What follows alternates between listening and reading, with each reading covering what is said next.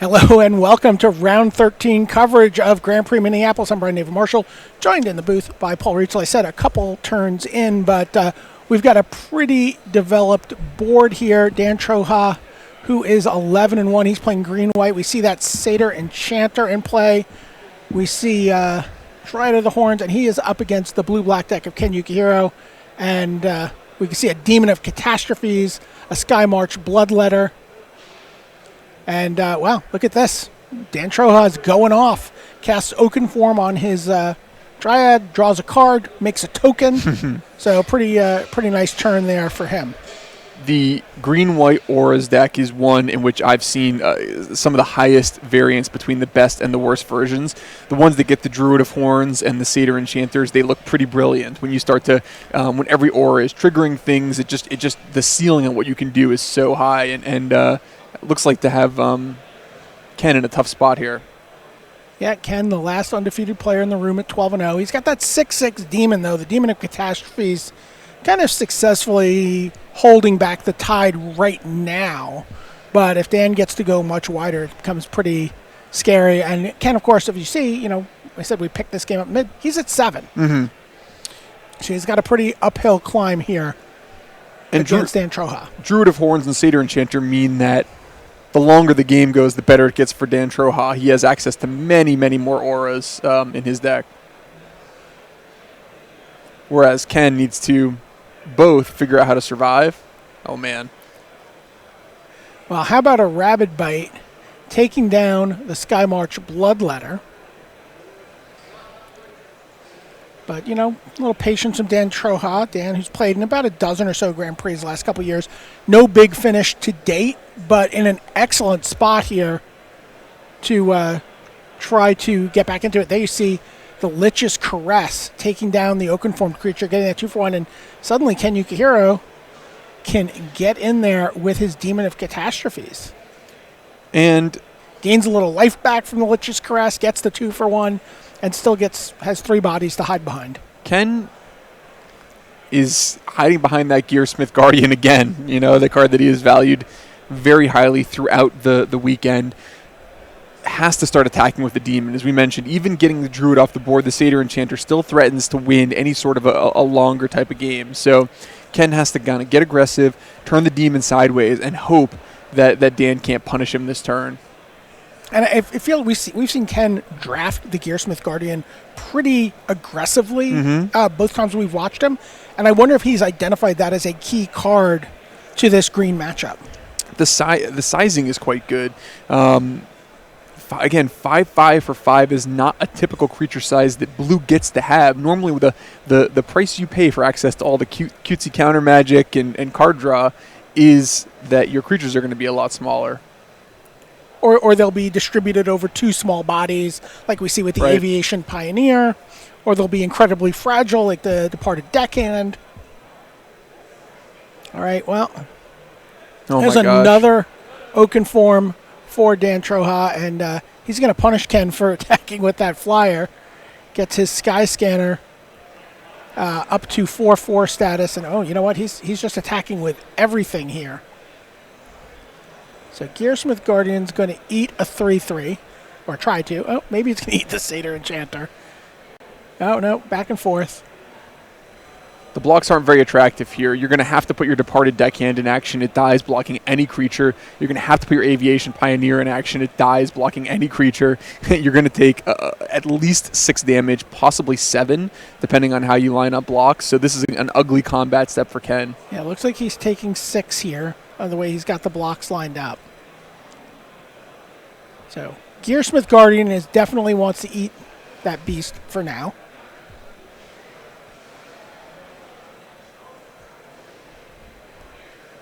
Ken's at 10. Right.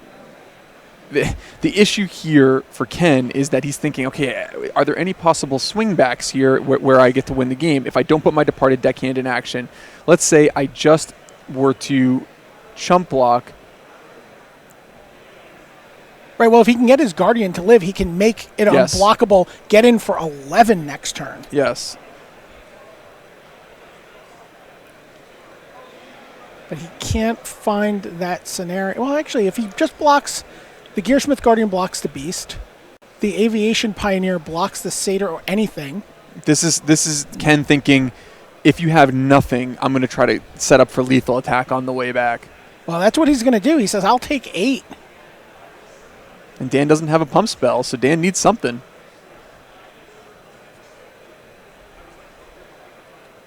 Is this a giant spider? No, it's another Druid of Horns. And that means that Ken Yukihiro can make the Gearsmith Guardian unblockable except by spirits. His Departed Deckhand is unblockable. There's no blocker for the Flyer. And he gets in for 13. Wow. Amazing.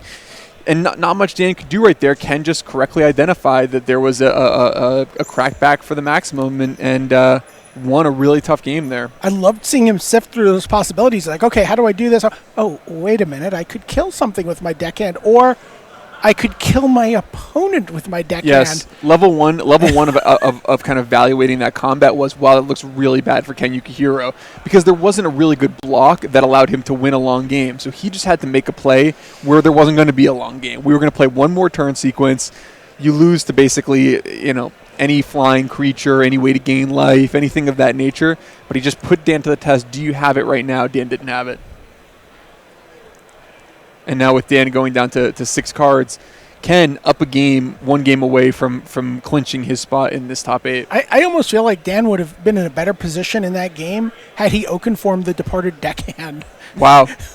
Yeah, interesting. Just turn Oakenform into a removal spell, because it's actually very scary to try to beat those 2 creatures when, you're going to be able to make this. It's unblockable, and 2 creatures are going to get unblockable. So it's a possibility that's what he might have had to do. He gets at least 2 more turns, because only the Demon of Catastrophes is unblockable then. Once again, a couple cards really standing out there. Lich's Caress, the 3 life being extremely relevant, allowing Ken to not put his Departed Deckhand into combat.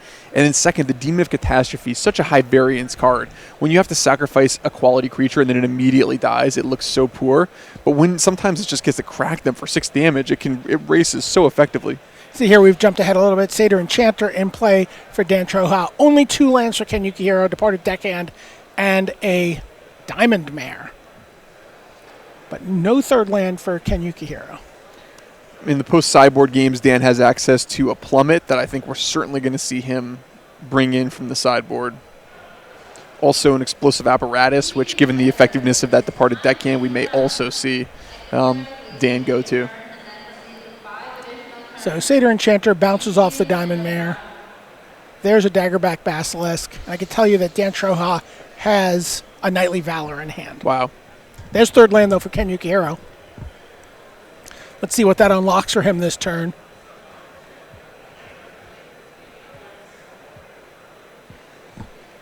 And Departed Deckhand is going to get in. Looks like he has 2 copies of his Mythic, Gearsmith Guardian. Of course, we were talking about that during the draft. That your Mythic is the common or uncommon that you just draft way higher than anybody else in your draft group. This is the tough situation. Mine is probably Psychic Corrosion, by the way. Psychic Corrosion, yeah. I can see that.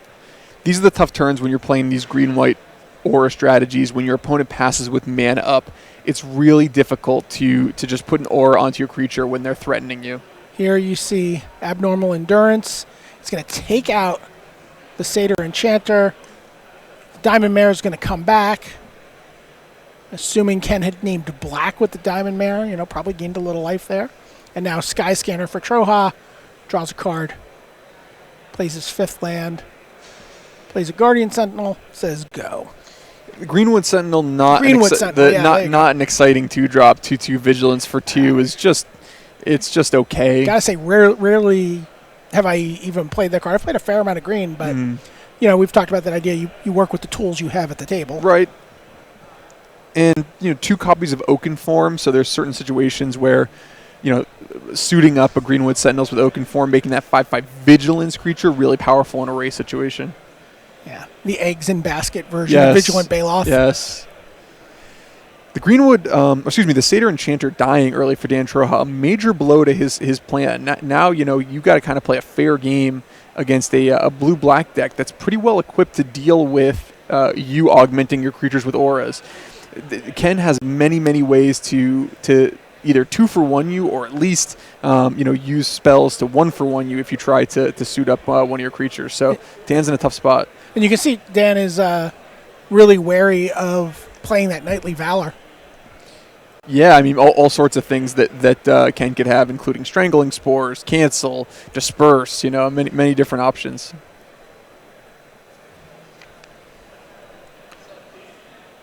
There is a Cancel in his deck. There's the 2 Essence Scatters. I think I saw a Bone to Ash that he may have sided in. Mm-hmm.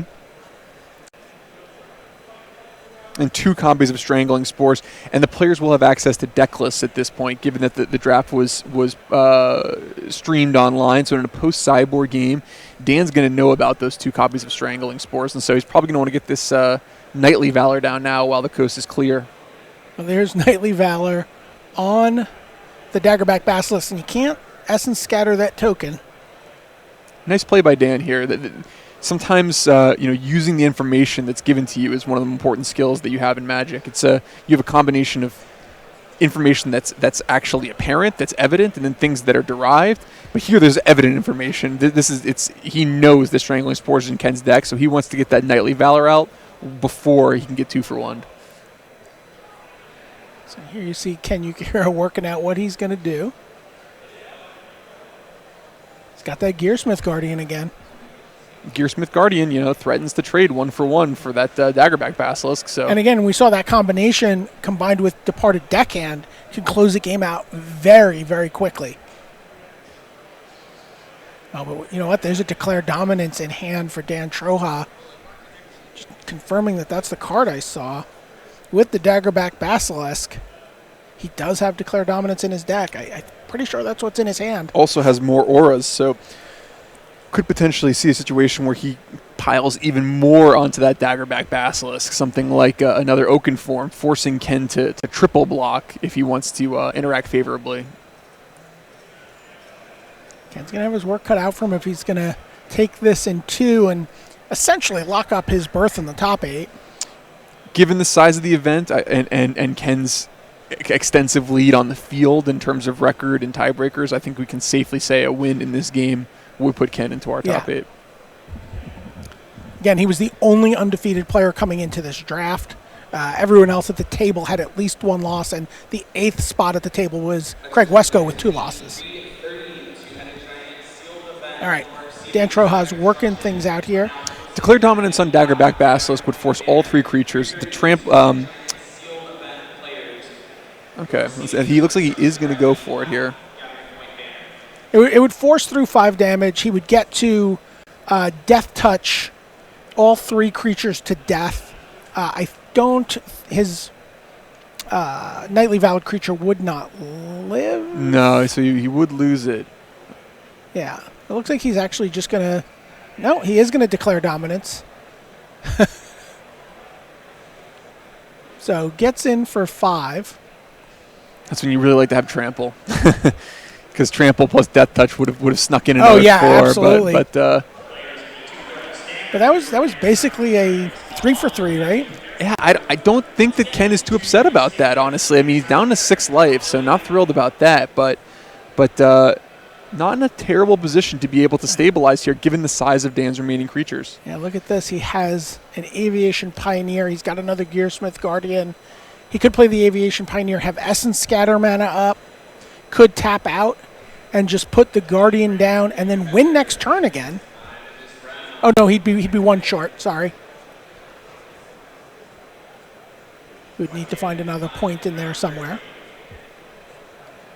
If he does play Gearsmith Guardian, he will die on Dan's next turn, because Dan has access to Oaken Form, which he can put on to the Sky Scanner for +2 damage from either of the creatures that gets through would be enough. So Ken needs to play the Aviation Pioneer if he wants to see another turn. And that's what he's trying to figure out right now. He does go with the Pioneer. He's got 2 blockers now, including 1 in the air for that Sky Scanner. Oh, but there's also a Plummet in hand for Dan Troja. So Dan could go for it. Dan does have Plummet plus Oakenform is a putative lethal attack, but these are the great moments. Dan, unlike Ken, doesn't have multiple losses to give. He needs to get at least 2 wins at this table to join Ken in the top 8.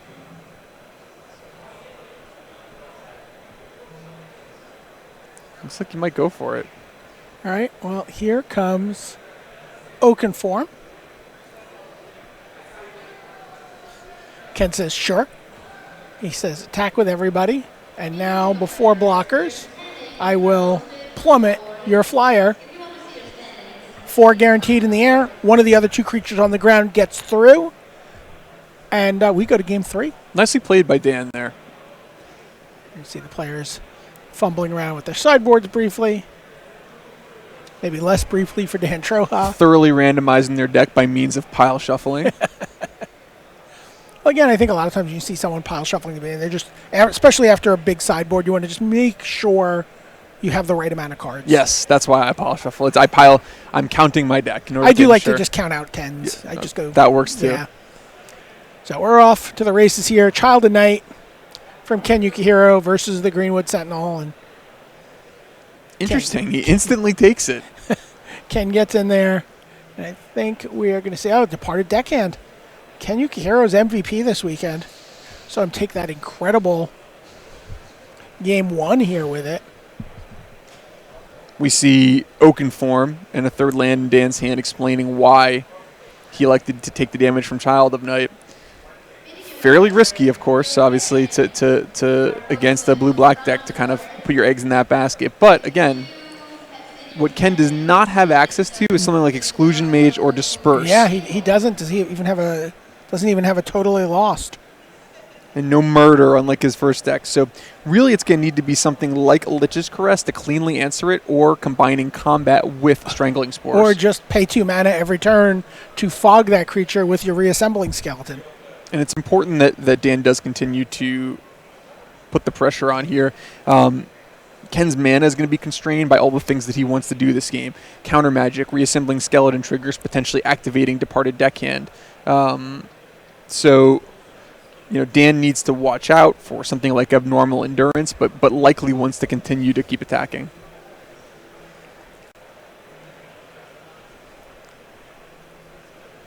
And again, you've talked about Dan on a tightrope and going to be super thoughtful about his attacks.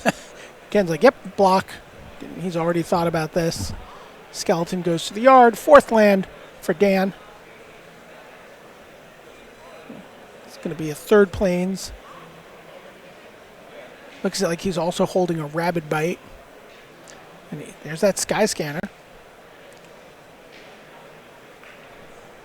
And there, Ken, maybe there's a world where he would have liked the Essence Scatter, the Sky Scanner. Potentially, who knows if that's the kind of card that he values highly enough to use Counter Magic on. But needs that mana to return Reassembling Skeleton. Can't just start taking 5 to the face every turn this early. So by Dan attacking and forcing the chump block with the Reassembling Skeleton, he doesn't even give Ken the option really to Essence Scatter there. So Child of Night and Reassembling Skeleton holding off Sky Scanner. Well, not holding off the Sky Scanner, but holding off a team of Sky Scanner, Greenwood Sentinel with Oakenform. And again, Ken pretty happy to just force field that Greenwood Sentinel with the Reassembling Skeleton. And Dan knows that really there's only 3 cards that Ken can have with this amount of mana open. It has to be Essence Scatter, Strangling Spores, or Abnormal Endurance. And there's the Essence Scatter. Yeah, Essence Scatter for the Militia Bugler. You see Ken getting ready to return his Reassembling Skeleton. It looks like Dan has another play, plays a land. He's going to Rabid Bite, and he's going to kill that Departed Deckhand here. And Ken is not happy about that. No. I think that might be, honestly, he's going to have a hard time just punching through it unless he gets his, I think, 1 flyer. He's got 2, right? The Sky March, Bloodletter, and the Demon of Catastrophe. It's pretty hard to punch through Dan's board otherwise without the help of a Departed Deckhand. And I think that Ken actually does have access to a Lich's Caress in his hand.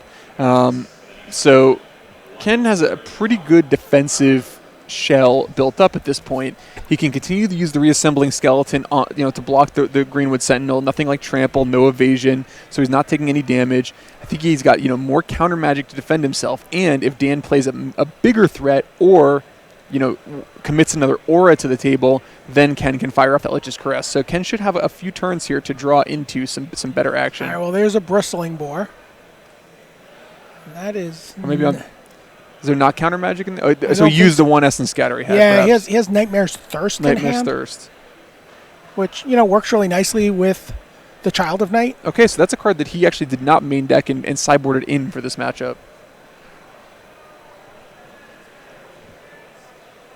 That would let him trade his Child of Night for the Greenwood Sentinel. Block it, gain 2 life, finish it off if he wanted. There's Psymaster Thopterist. So if he can find a couple artifacts, he can deal with that Sky Scanner for now. I quite like the discipline that Ken is showing in not firing off this Lich's Caress. A lot of people would be tempted to, if your opponent's put an Oaken form onto a creature, boom, fire off your removal spell, get your 2-for-1, gain your 3 life. But Ken is kind of, I think, being very judicious in his usage of that 1 hard removal spell, doesn't have anything else of that nature, and really wants to make sure that he saves it for exactly the right threat, the right kind of moment for a creature that he couldn't deal with through normal means. And so a lot of times that's the difference between winning and losing these games, is the judicious use of your hard removal. All right, both players kind of grinding down here. Now I wonder what we're going to see. Knightly Valor. Is he going to put it on? Oh no, he's got Declared Dominance. Oh boy, and this is going to be pretty brutal. Yeah, it's a tough. It's going to be a 2-for-1, kind of a clean 2-for-1 here, and Ken's going to end up taking a total of 3 damage. So not great for Ken, but as Declared Dominances go, it wasn't the most brutal thing in the world. And see Ken looking at his Lich's Crest. Was I supposed to crest that last turn? And as you mentioned, the 2 life from the Child of Night combined with that Nightmare's Thirst is going to allow Ken to take out the Bristling Boar post combat if he likes. Or let's see, 1, 2, 3, 6, 8. Not quite enough to take out the Sentinel. And still, the Nightmare's Thirst leaves him enough mana, too, that he can also return the skeleton. Yeah. And then he really just has that 1 Sky Scanner as the threat that keeps plinking down. Right. Really nice Nightmare's Thirst here. Yep. Gains his 3rd life for the turn. He says, yep. And it comes back with the skeleton. Still actually doesn't need to even deal with the Oaken-formed creature at this point. And look at this. Wow, he just drew Arcane Encyclopedia. And he's going to be able to maybe pull away here with cards. Not sure what he's thinking about. Oh, whether to activate it on his turn or not, perhaps. Just looking for another land. Again, we talked about this a few turns earlier when there were completely different types of cards in his hand, but his mana is, even with 6 mana, he's a little bit constrained on what he can do. He would love to be able to both activate the Encyclopedia and return Resembling Skeleton on the same turn. All right, so there's the Encyclopedia. Doesn't have to use it this turn. Can also just choose to go back to the Reassembling Skeleton plan. And I think there was some thought from Ken that maybe this was the turn he wanted to fire off the Lich's Caress and then start taking things over with... here's going to be a 2nd copy of Knightly Valor. Great discipline from Dan to diversify by putting the Knightly Valor on the Sky Scanner instead of the Greenwood Sentinel. He's continuing to kind of play around Lich's Caress and not letting Ken totally blow him out. So really like the way Dan's playing this game. Boy, Ken is really up against it here. He's going to be able to Lich's Caress that flyer. In fact, instead he's going to dig for a card. Past the 4 card, he's willing to just take that 3 in the air and continue to block the skeleton on the Greenwood Sentinel. They're going to take a big chunk this turn. Wow.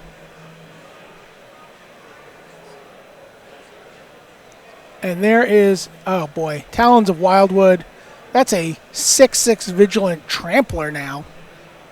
And that seems like a fine spot for Lich's Caress. Ken's going to go to 1 here, though. Yep, and certainly now is a very nice target for Lich's Caress, but unfortunately... that Talons of Wildwood just keeps coming back for the rest of the game. It's going to present a real problem. And then an Wescoe Swift Claw as well. That's going to get Essence scattered. Mana left up to bring back Reassembling Skeleton. And I think we no longer are going to have an undefeated player in this tournament a turn from now. And the key part of the game was when Dan elected to put Knightly Valor on Skyscanner instead of his Greenwood Sentinel. By doing that, it's presented Ken with too many different threats. And even though I really like Ken's decision to hold off on this Lich's Caress, unfortunately, he just can't kill enough things with it. And even if he had used it earlier, he still will be facing a very difficult threat. So nicely played, Dan Troja. Plays his 8th land. So you can get the 4 with the Lich's Caress. Can block the token. Your way out of the situation, all of your ways out involve your opponent not knowing that Talons... You're right. He just has to bring the Talons back. Yes. So basically, if I were Ken, I'd be very confidently Lich's Caressing that Greenwood Sentinel, saying go, and getting ready to block, and just hoping my opponent did not return the Talons. The longer he thinks, the less chance I think that he has to pull off something like that. Well, he plays the only card he's got, literally and figuratively. Takes out the creature, gains 3 life, goes to 4. You see Dan Troja do the universal signal for no cards in hand? Yes, and I think Dan sees it. Yeah, you don't play Talons of Wildwood if you haven't seen it. It says Talons of Wildwood, put it on my flyer, make it a 4/4, and Ken Yukihiro takes his first loss of the tournament. He falls to 12-1. Dan Troja up to 12-1. Said he's been playing in Grand Prix for a couple years looking for his big breakthrough finish. He's 1 win away from his breakthrough finish, 1 win away from qualifying for the Pro Tour. Yeah, amazing stuff. And both players will have win and ins coming up next round. So good stuff, Dan Troja. I think that he showed a really nice example there of how to diversify your threats against people with 1-for-1 removal. Not only to not walk into getting blown out by Strangling Spores by waiting till Ken tap low, but then making sure that he moved his auras around to different creatures, creating too many different threats for Ken's 1 removal spell to handle. Yeah, and he's not showing it, but vindication for Paul Rietzel seeing a sky scanner swinging in for victory against Ken Yukihiro there. All right, we got a couple brief messages for you, and then we've got more magic here in round 13 of Grand Prix Minneapolis.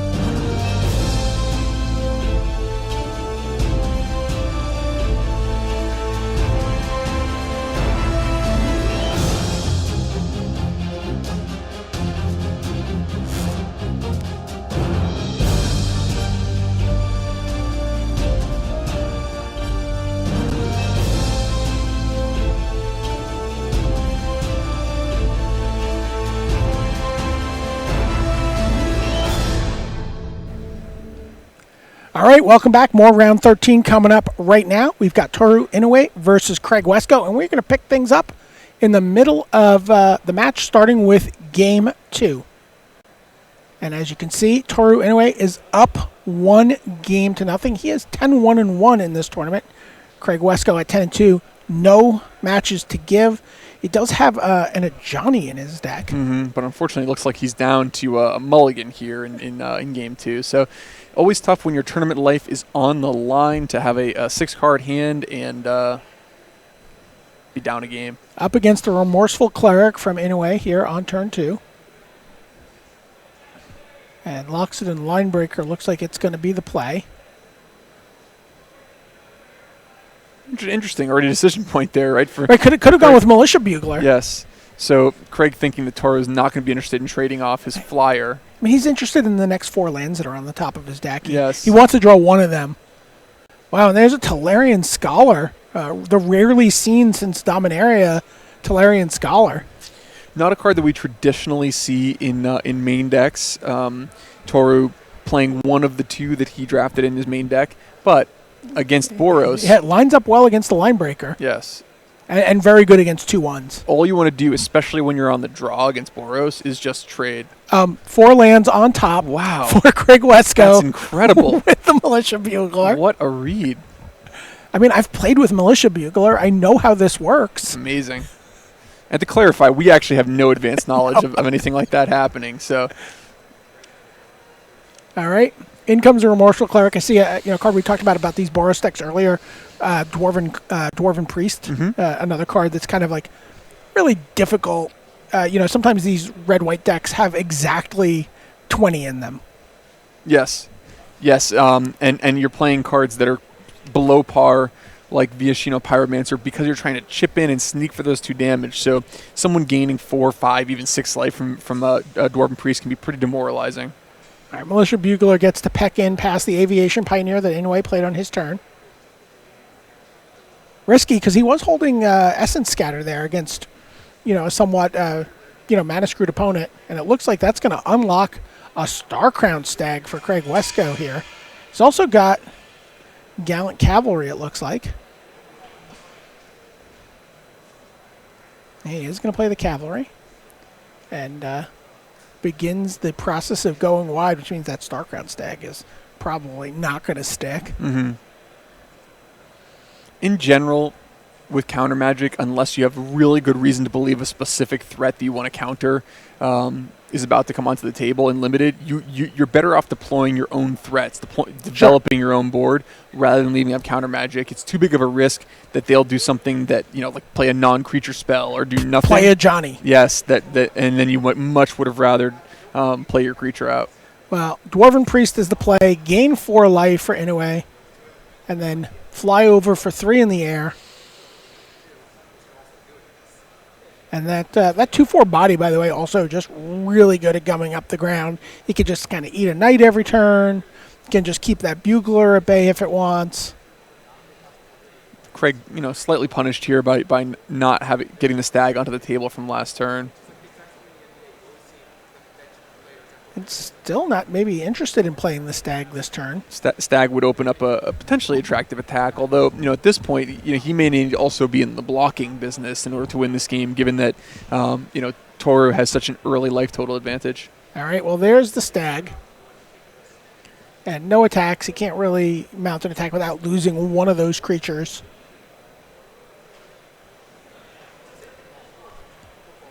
And he's going to be content, I think, to just continue to peck away for 3 in the air here.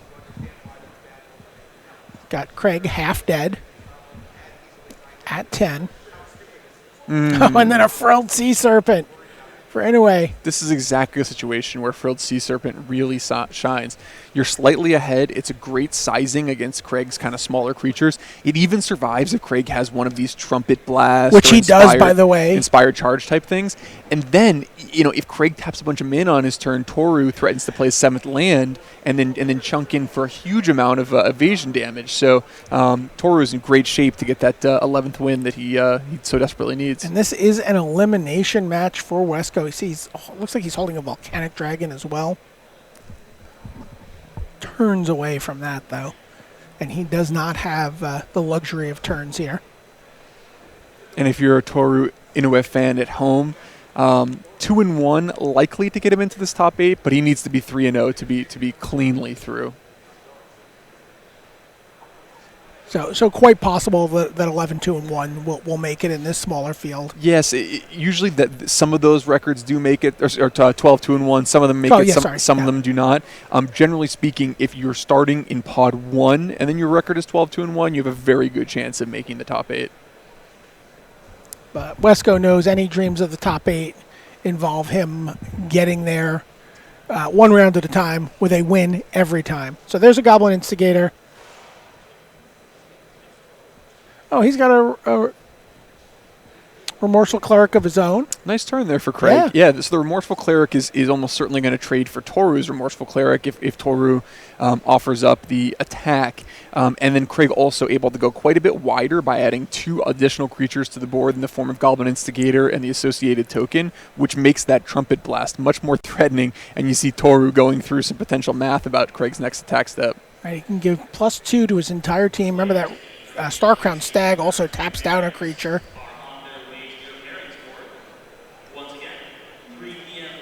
I think Toru thinking, if I were to activate the Sea Serpent here, attack with both the Sea Serpent and both flyers, tagging for 5 and then threatening lethal next turn, do I have enough with the Dwarven Priest and the Aviation Pioneer, one of which will be tapped by Starcrown Stag, to survive an Inspired Charge or Tormenting Voice fueled attack? Well, there's that 7th land.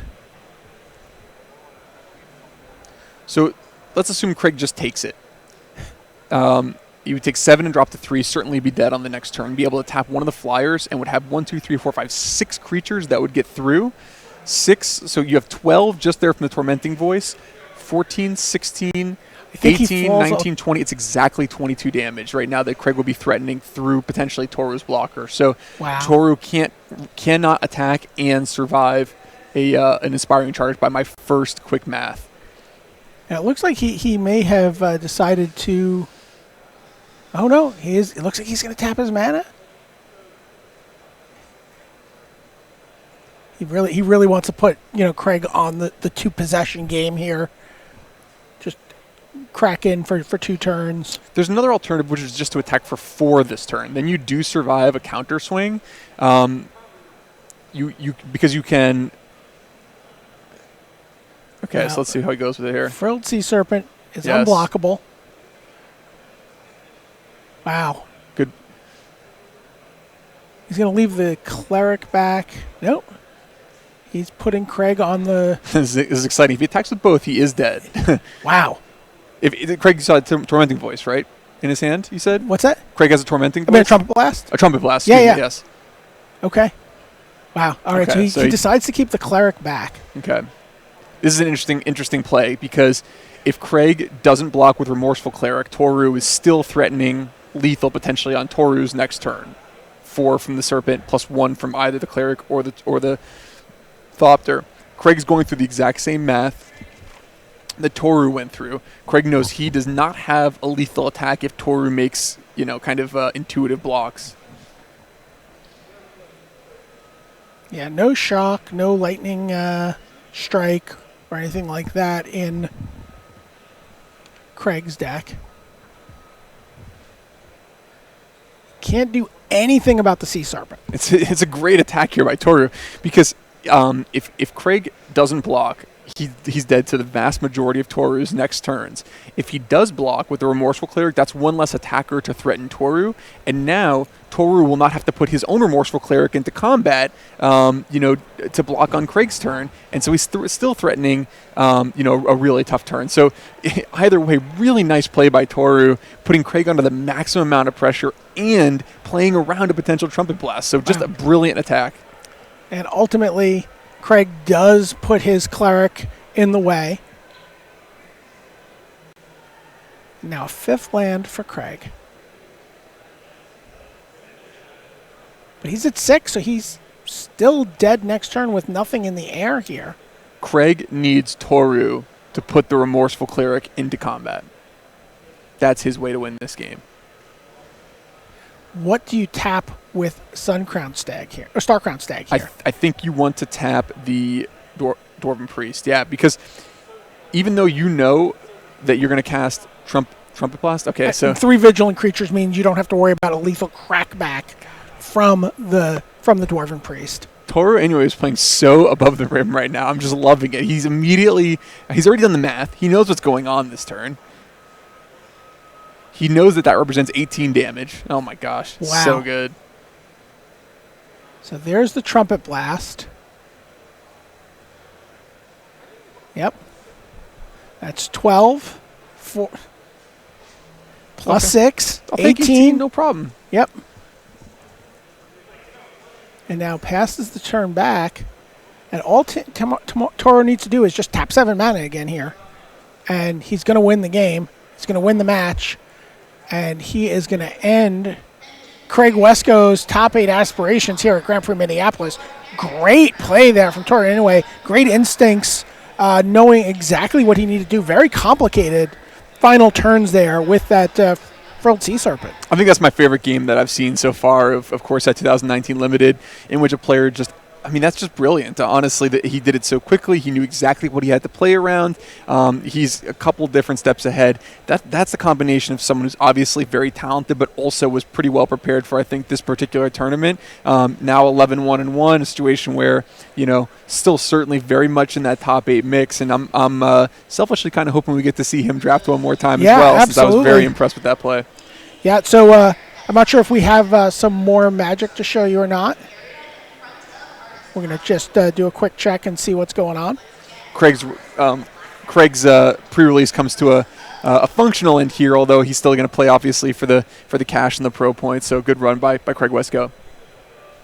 All right, well, that is it for the round. Sorry, commercial coming up next. And then we have round 14 for you here at Grand Prix Minneapolis.